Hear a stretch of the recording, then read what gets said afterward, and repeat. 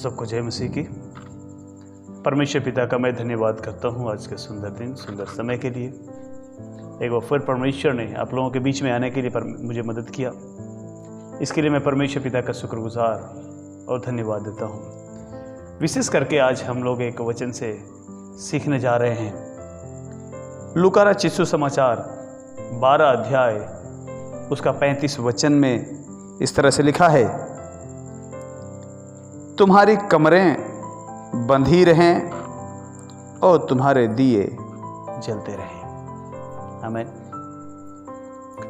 वचन कहता है कि तुम्हारी कमर बंधी रहे और तुम्हारे दिए जलते रहे। आज एक विश्वासी होने के नाते, प्रभु यीशु मसीह का एक चेला होने के नाते हम सब की ये जिम्मेदारी बन चुकी है और ये हम सब की एक महत्वपूर्ण दर्शन है, जिम्मेदारी है कि हर समय हमारी कमर बंधी रहे और हमारे दिए जलते रहें। प्रियो, ये अंत का समय चल रहा है। परमेश्वर चाहता है कि हर समय हम हर परिस्थिति में हम अपने आप को तैयार करके रखें।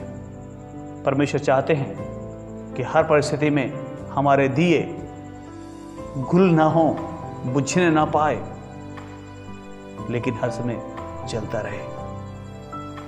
आज 2-3 बातों को हम लोग परमेश्वर के वचन से देखेंगे।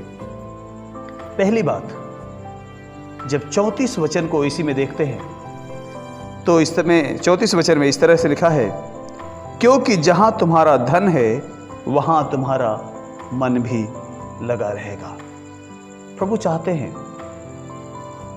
और प्रभु हमसे एक स्वतंत्र सवाल पूछ रहे हैं, आज हमारा और आपका मन कहां है? क्या हमारा और आपका मन प्रभु के पास है या हमारा और आपका मन इस संसार की सुख सुविधाओं के पास में है? प्रियो, ये लॉकडाउन का समय, कोरोना महामारी का समय जब हमारे पूरे इस विश्व के ऊपर छाया हुआ है, मैं एक बात बोलना चाहता हूं, लोगों का अच्छी सुविधाएं, लोगों की सबसे टॉप क्वालिटी की फैसिलिटीज धरी की धरी रह गई। सबको परमेश्वर ने एक ही आदेश दे दिया कि सबको अपने कमरे के अंदर बंद रहना है, तब तक जब तक ये कोरोना का माहौल खत्म नहीं हो जाता है, जब तक ये लॉकडाउन खत्म नहीं हो जाता है। Lockdown 1, lockdown 2, lockdown 3, lockdown 4 start हो चुका है। प्रियो, इन दिनों में हमें अपने आप को तैयार करना है। वचन में लिखा है कि जहां तुम्हारा धन रहेगा वहीं तुम्हारा मन भी लगा रहेगा। अगर आपका धन यीशु मसीह है, अगर आपका धन यीशु मसीह है, तो आपका मन यीशु मसीह की ओर ही लगा रहेगा। और अगर आपका मन यीशु मसीह की ओर लगा हुआ है तो आपकी कमर बंधी रहेगी। हर समय, हर वक्त प्रार्थना करने में, वचन पढ़ने में लगे रहेंगे। हमारे दिए बुझने नहीं पाएंगे, हमारे दिए गुल नहीं होने पाएंगे, लेकिन हमारे दिया हर समय जलता रहेगा, दूसरों को प्रकाश देता रहेगा, दूसरों को उजाला देता रहेगा। हमें सोचना है, क्या सचमुच में हमारा दिया जल रहा है, हमारा दिया जल रहा है या नहीं जल रहा है? दूसरी बात, परमेश्वर के वचन में इस तरह से लिखा हुआ है, जब 38 वचन को हम पढ़ते हैं, 12 अध्याय के 38 वचन में जब हम पढ़ते हैं तो इस तरह से लिखा हुआ है, यदि वह रात के दूसरे पहर या तीसरे पहर में आकर उन्हें जागते पाए तो वे दास धन्य हैं। यीशु मसीह कह रहे हैं कि अगर स्वामी किसी भी वक्त आ जाए कोई बात नहीं, लेकिन उसका दास जागता हुआ मिलना चाहिए।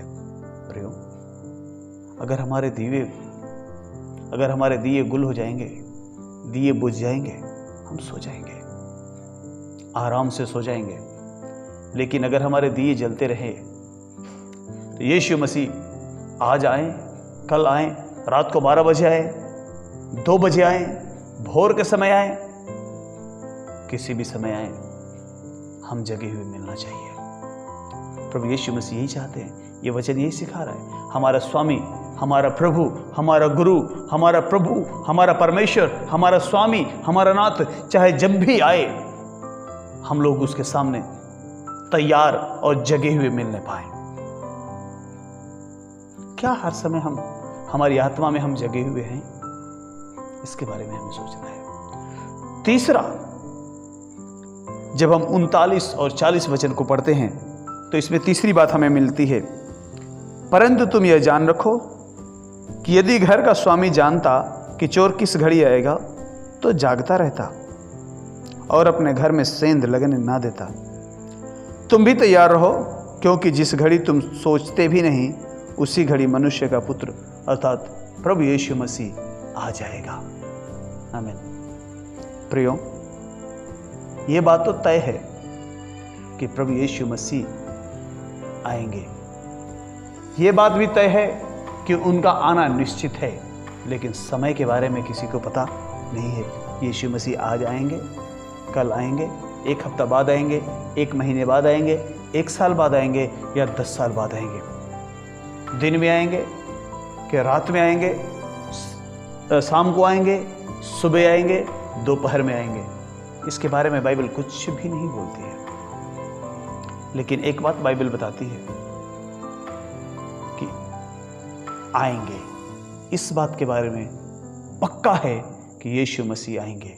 अब हमारे जीवन को तैयार करना हमारे हाथ में है। परमेश्वर का वचन कहता है, मत्ती रचित सुसमाचार और 24 अध्याय उसका 42 वचन में इस तरह से लिखा है, इसलिए जागते रहो, क्योंकि तुम नहीं जानते कि तुम्हारा प्रभु किस दिन आएगा। हमारा आपका प्रभु यीशु मसीह किस दिन आएगा हमें और आपको लेने के लिए, हम नहीं जानते हैं। इसलिए हमें हर समय जागते रहना है। प्रार्थना में, वचन में, भजन कीर्तन में आगे आगे आगे और आगे बढ़ते चले जाना है, ताकि प्रभु यीशु मसीह कभी भी आए हम जागते हुए उनसे मिलने वाले बन जाएं। कहीं ऐसा ना हो कि छोटी छोटी परिस्थितियां, छोटी छोटी बीमारियां, छोटे छोटे डरावने चीज, छोटी छोटी अकाल, छोटे छोटे भूकंप, छोटी छोटी लड़ाइयां और झगड़े हमें फंसा के रख लें और हम इन्हीं चीजों से थक करके सो जाएं, हार जाएं, और जिस समय यीशु मसीह आए हम और आप जागते हुए ना मिले, सोते हुए पाए जाएं। प्रियो, मैं आपको उत्साहित करना चाहता हूं कि हम इन दिनों में अपने आप को तैयार करें, जागते रहें, प्रार्थना करते रहें और अपने आप को पूरी रीति से तैयार कर लें। यह अवसर परमेश्वर ने हमें और आपको दिया है। हम लोगों को परमेश्वर ने अवसर दिया है कि हम लोग परमेश्वर के वचन को सीखें और अपने स्तर को जांचें। हमारा क्या स्तर है, मसीह में हमारा क्या स्तर है, हम कहाँ पे हैं, क्या सचमुच में हम तैयार हैं? अगर यीशु मसीह आज आते हैं तो क्या हम तैयार हैं? अगर यीशु मसीह कल आएंगे तो क्या हम तैयार हैं? अगर नहीं तो प्रियो, ये हमारे और आपके लिए समय है कि हम अपने आप को तैयार करें और प्रभु से बोले, हाँ प्रभु, मैं तैयार हूँ, मेरी कमर बंधी हुई है, मेरा दिया जल रहा है, अगर आप कभी भी आएंगे मुझे जागते हुए मुझे तैयार पाएंगे। क्या हम बोल सकते हैं? अगर नहीं तो हम अपने आप को तैयार करें ताकि हम बोलने वाले बन जाएं, हम बोलते रह सकें। प्रभु इस वचन के द्वारा हम सबको आशीष दे, अनुग्रह दे, सब कुछ हम सीखें।